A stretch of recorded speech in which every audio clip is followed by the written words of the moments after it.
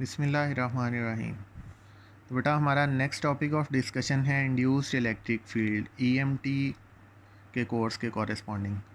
तो बेटा याद रखें कि हमने ये चीज़ पढ़ रखी है कि हमारे पास इंड्यूस्ड इलेक्ट्रिक फील्ड को प्रोड्यूस करने के बेसिकली दो मेथड्स होते हैं।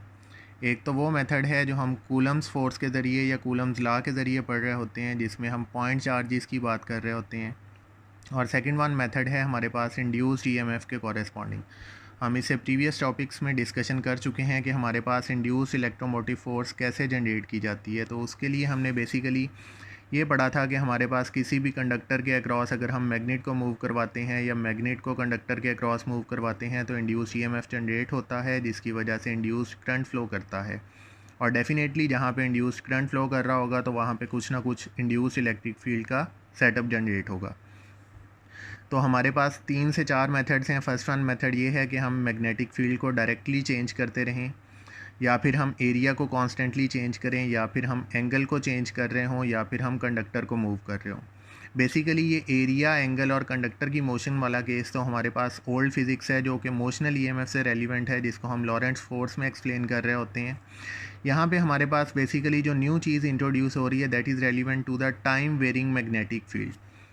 तो अगर हम इसी टाइम वेरिंग मैग्नेटिक फील्ड के कॉरेस्पॉन्डिंग देखें कि अगर हम किसी कंडक्टर के अक्रॉस किसी मैग्नेट को मूव करवा रहे हैं, डायरेक्टली मूवमेंट हो रही है, तो हमारे पास वहाँ पे इंड्यूस्ड इलेक्ट्रिक फील्ड का एक सेटअप बनता है, जिसको अगर हम टॉप व्यू से नोट करें तो कुछ इस तरह का सेटअप होता है जिसके अंदर इलेक्ट्रिक फील्ड हमारे पास टेंजेंट के अलॉन्ग जनरेट हो रही होती है।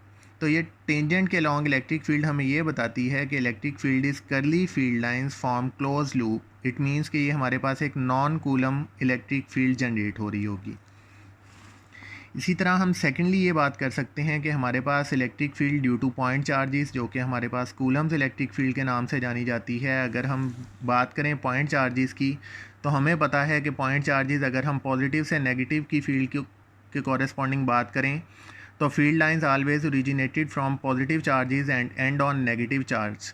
इट मीन्स कि हमारे पास ये कूलम्स इलेक्ट्रिक फील्ड होगी। तो फिर अगर हम किसी भी पॉइंट चार्ज के कॉरेस्पॉन्डिंग देखें, लेट्स सपोज अगर हम इस पॉजिटिव चार्ज की इलेक्ट्रिक फील्ड की बात करें तो इस इलेक्ट्रिक फील्ड के कॉरेस्पॉन्डिंग अगर हम एक क्लोज लूप जनरेट करें और इस क्लोज लूप पे अगर हम दो पॉइंट्स कंसीडर कर लें ए और बी, तो अगर हम बेटा इन दो पॉइंट्स के दरमियान क्या करें, पोटेंशियल चेंजेस को काउंट करना चाहें तो हमारे पास पोटेंशियल चेंजेस हमेशा किसी भी क्लोज लूप के कॉरेस्पॉन्डिंग दो पॉइंट्स में हमेशा ज़ीरो के इक्वल आती हैं, जो कि हमें ये रिज़ल्ट गिवन कर रही है कि potential changes is independent of path in case of Coulomb's electric field. Potential change is equals to zero for round trip और Coulomb's electric field is conservative field, क्योंकि हमें पता है कि अगर किसी भी क्लोज्ड पाथ के अगेंस्ट वर्क डन ज़ीरो आता है तो हम उस वर्क डन को कंजर्वेटिव फील्ड कंसीडर कर रहे होते हैं। तो ये कूलम्स इलेक्ट्रिक फील्ड बेसिकली उसी क्लोज्ड पाथ के कॉरेस्पॉन्डिंग बात की जा रही है कि ये कंजर्वेटिव फील्ड होगी।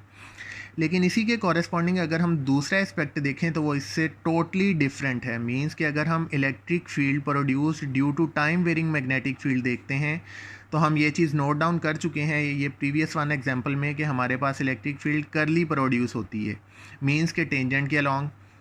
तो इस टेंजेंट के अलॉन्ग अगर हम किसी एक सिंगल पॉइंट ए को कंसीडर करें और रेडियस की बात करें तो हमें पता है कि इस तरह के केस में हमारे पास चेंज इन पोटेंशियल को मेजर करने के लिए जो फार्मूला है that is negative integral E dot D L है।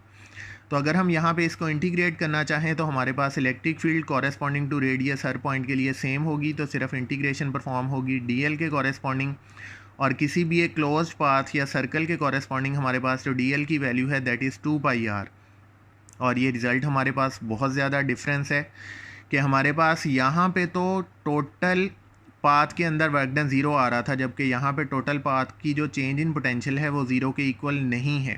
तो ये टोटली डिफरेंट एस्पेक्ट है। मींस के टाइम वेरिंग मैग्नेटिक फील्ड के कॉरेस्पॉन्डिंग पोटेंशियल चेंजेस डिपेंड करती हैं पाथ पे, और पोटेंशियल चेंजेस राउंड ट्रिप के लिए कभी भी ज़ीरो के इक्वल नहीं है। इट मींस कि ये एक नॉन कूलम इलेक्ट्रिक फील्ड है जो कि नॉन कंजर्वेटिव भी है।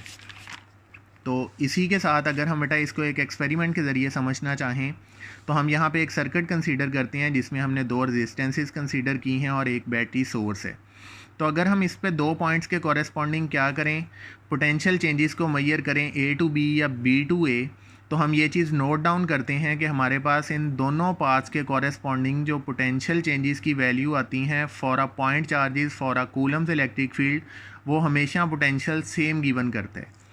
लेकिन अगर हम इसी सेम सर्किट में से बैटरी को रिमूव कर दें और दो रेजिस्टेंसेस के कॉरेस्पॉन्डिंग क्या करें, टाइम वेरिंग मैग्नेटिक फील्ड की वजह से प्रोड्यूस होने वाली इलेक्ट्रिक फील्ड वाले सर्किट के अंदर पोटेंशियल चेंजेस मेजर करें ए टू बी और बी टू ए, तो ये पोटेंशियल चेंजेस कभी भी इक्वल नहीं आती।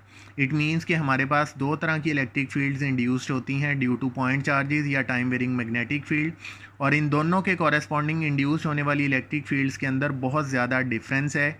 एक पाथ इंडिपेंडेंट है, एक पाथ डिपेंडेंट है।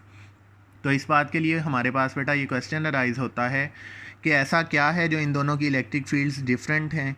तो याद रखें बेटा कि हमें अभी तक चार्ज का ओरिजिन भी नहीं पता और हम ये चीज़ फाइंड आउट नहीं कर सकते कि हमारे पास इलेक्ट्रिक फील्ड कब और कैसे जनरेट होती है। ये हमारे पास एक नेचुरल फिनोमिना है जिसका आंसर स्टिल अननोन है, बट हम ये ज़रूर जान चुके हैं कि हमारे पास इन दोनों मेथड्स के ज़रिए प्रोड्यूस होने वाली इलेक्ट्रिक फील्ड्स डिफरेंट नेचर्स की हैं। तो फिर याद रखें बेटा कि यहाँ पे तो पोटेंशियल चेंजेस ज़ीरो आने का मतलब ये है कि हम इस पर सिंपली किरचॉफ्स वोल्टेज रूल को इम्प्लीमेंट कर सकते हैं। लेकिन याद रखें कि इस सर्किट के लिए हमारे पास किरचॉफ्स वोल्टेज रूल इम्प्लीमेंट नहीं होता, क्योंकि वो रूल हमें ये बताता है कि किसी भी क्लोज पाथ के अलॉन्ग जो पोटेंशियल चेंजेस होती हैं वो हमेशा ज़ीरो होनी चाहिए। तो यहाँ पे तो हमारे पास ये रूल इम्प्लीमेंट होता है, लेकिन इस केस में ये रूल इम्प्लीमेंट नहीं होता। तो हम ये बता सकते हैं कि Kirchhoff's voltage rule is not valid for time varying magnetic field. लेकिन हमारे पास इसी के कॉरेस्पॉन्डिंग जो इलेक्ट्रोमैग्नेटिक इंडक्शन के बेसिक लाज हैं, जिनको हम फैराडेज लाज का नेम दे रहे हैं, फैराडेज लाज हमारे पास इस तरह के हर केस के लिए हमेशा वैलिड हुआ करते हैं। तो उम्मीद है कि आपको इलेक्ट्रिक फील्ड की इंडक्शन के बारे में या इंड्यूस्ड इलेक्ट्रिक फील्ड के बारे में जो पॉइंट्स हैं वो क्लियर हो चुके होंगे। Thank you.